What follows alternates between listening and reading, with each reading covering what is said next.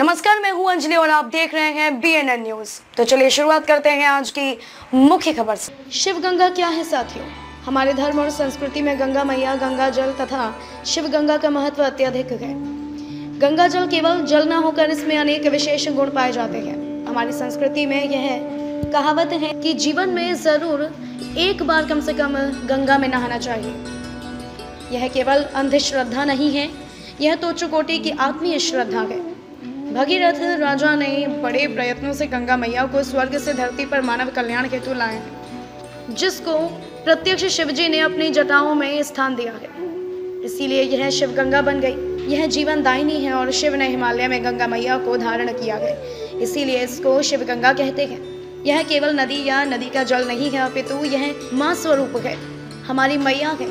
अजय कुमार पांडे जी ने बड़े श्रद्धा भाव से संपूर्ण विश्वोद्धार का बड़ा सपना देखकर शिव गंगा प्राइवेट लिमिटेड नाम से एक कंपनी रजिस्टर की है, जो गंगा की तरह धीरे धीरे संपूर्ण विश्व में फैलकर विश्व व्यापक बनेगी और संपूर्ण विश्व का कल्याण करने के लिए मां गंगा की तरह वरदान साबित होगी, ऐसा विश्वास है। शिवजी का वरदहस्त और मां गंगा का वरदान, इसीलिए वह कंपनी शिव गंगा नाम से पहचानी जा रही है। अजय कुमार पांडे जी ने बड़े श्रद्धा भाव से संपूर्ण विश्वोद्धार का बड़ा सपना देखकर शिवगंगा प्राइवेट लिमिटेड नाम से एक कंपनी रजिस्टर की है, जो गंगा की तरह धीरे धीरे संपूर्ण विश्व में फैलकर विश्व व्यापक बनेगी और संपूर्ण विश्व का कल्याण करने के लिए माँ गंगा की तरह वरदान साबित होगी, ऐसा विश्वास है। शिवजी का वरदहस्त और माँ गंगा का वरदान, इसलिए यह कंपनी शिव गंगा नाम से पहचानी जा रही है। हर हर बोले, हर हर गंगे।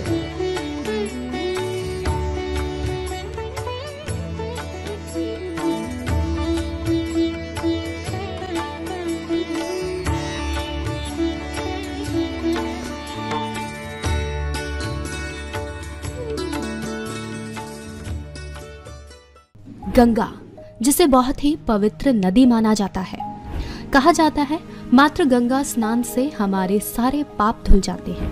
इसलिए मनुष्य अपने जीवन में एक बार गंगा स्नान जरूर करता है। शास्त्रों में भी गंगा को देव नदी कहा गया है। पुराणों में गंगा की उत्पत्ति के बारे में अनेक मान्यताएं भी प्रसिद्ध हैं।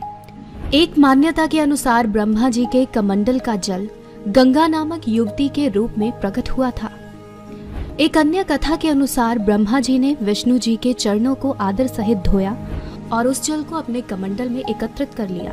तीसरी मान्यता के अनुसार गंगा पर्वतों के राजा हिमवान और उनकी पत्नी मैना की पुत्री है।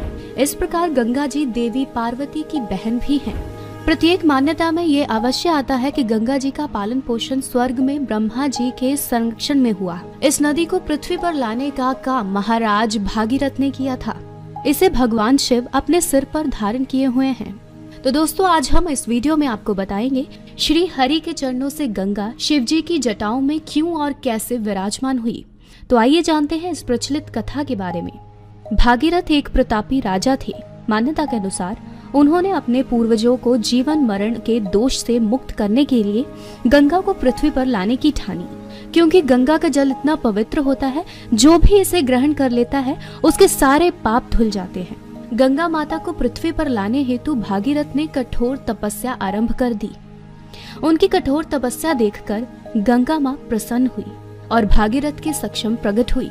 लेकिन उन्होंने पृथ्वी पर आने से पहले भागीरथ को सावधान किया कि मैं जब स्वर्ग से पृथ्वी पर आऊंगी तो पृथ्वी से मेरा वेग सहन नहीं होगा।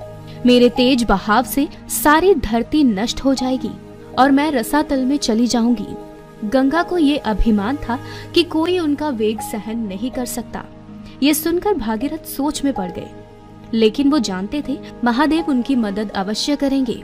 तब उन्होंने भोलेनाथ की उपासना शुरू कर दी। संसार के दुखों को हरने वाले शिव शंभु उनकी उपासना से प्रसन्न हो गए और भागीरथ से वर मांगने को कहा। भागीरथ ने अपना सब मनोरथ उनसे कह दिया।